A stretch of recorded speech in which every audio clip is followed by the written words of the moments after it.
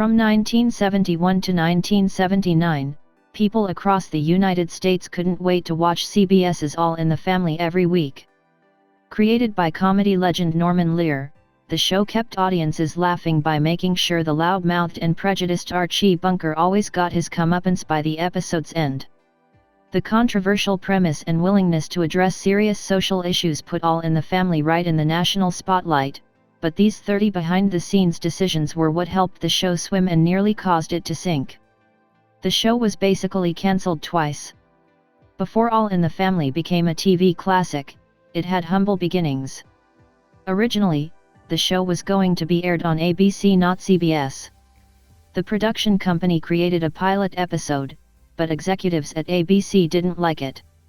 So, producers took another crack at the first episode, and execs still weren't happy. The rights to All in the Family were eventually sold to CBS. All in the Family was based on another show. The idea for All in the Family wasn't pulled out of a hat. Back to the 1960s, Norman Lear was heavily influenced by the BBC comedy, Till Death Do Us Part, pictured here.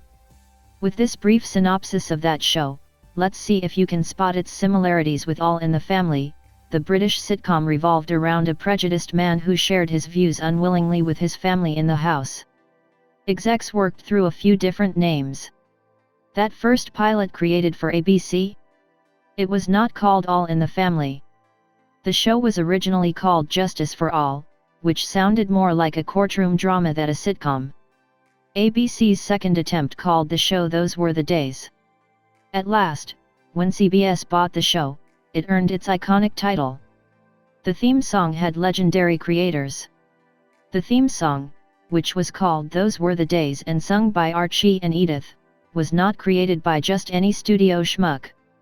Lyricist Lee Adams, left, and composer Charles Strauss, right, worked together to engineer the tune every U.S. household would be humming. They also made music for the well-known musicals Bye Bye Birdie and Annie. And it was almost totally different. But Lee Adams and Charles Strauss almost never gave us the version of the theme song we know today.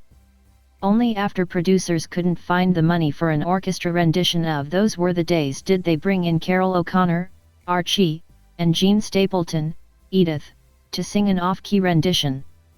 Carol O'Connor brought an interesting skill set to Archie.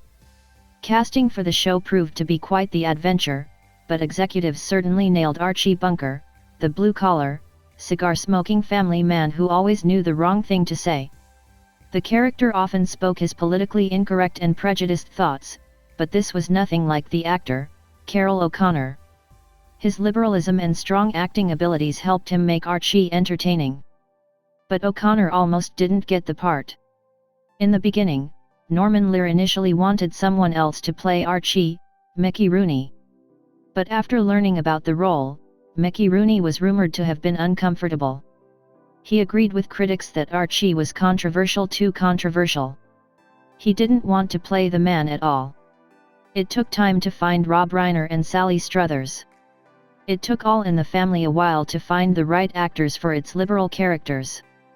Before Rob Reiner and Sally Struthers were cast as Michael and Gloria, respectively, executives tried out two other pairs, Kelly Jean Peter and Tim McIntyre, plus Candy Otsara and Chip Oliver. Rob Reiner's wife almost landed a part. On another interesting note, Penny Marshall, the wife of Rob Reiner, almost earned the role of Gloria. But Sally Struthers and Carol O'Connor shared a familial likeness that executives appreciated. No one should feel too badly for Marshall. She later starred in Laverne and Shirley. Producers wanted Harrison Ford for the show. It's hard to think of anyone besides Rob Reiner playing the Polish-American hippie Michael, also called Meathead, but studio executives had a few additional casting choices in mind for the role. Norman Lear tried his best to lure Harrison Ford to the project. The future Han Solo found Archie Bunker too offensive, however, and declined. All in the Family broke production ground.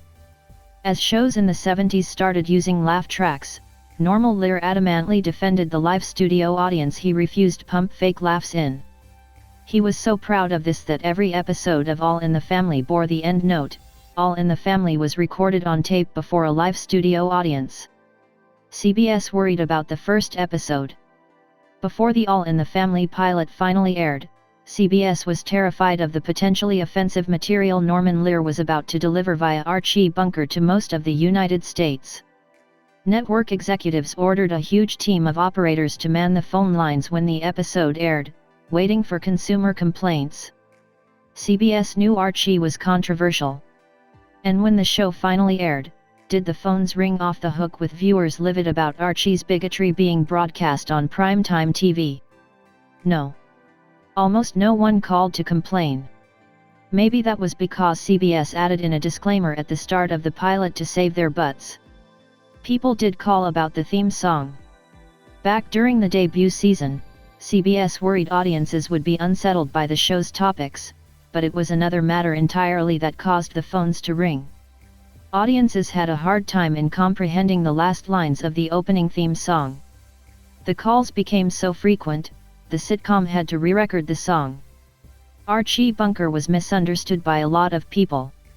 The big reason Norman Lear made the show was because he knew Archie Bunker was always going to be in the wrong.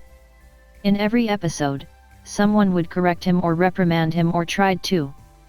So when fans grew to love Archie so much that they called for him to be president of the United States, Lear couldn't help but feel like they missed the show's point. Rob's hair almost cost him a job. Rob Reiner started to get on the bad side of the writers and producers of All in the Family in the first season. It wasn't due to contractual demands or anything like that.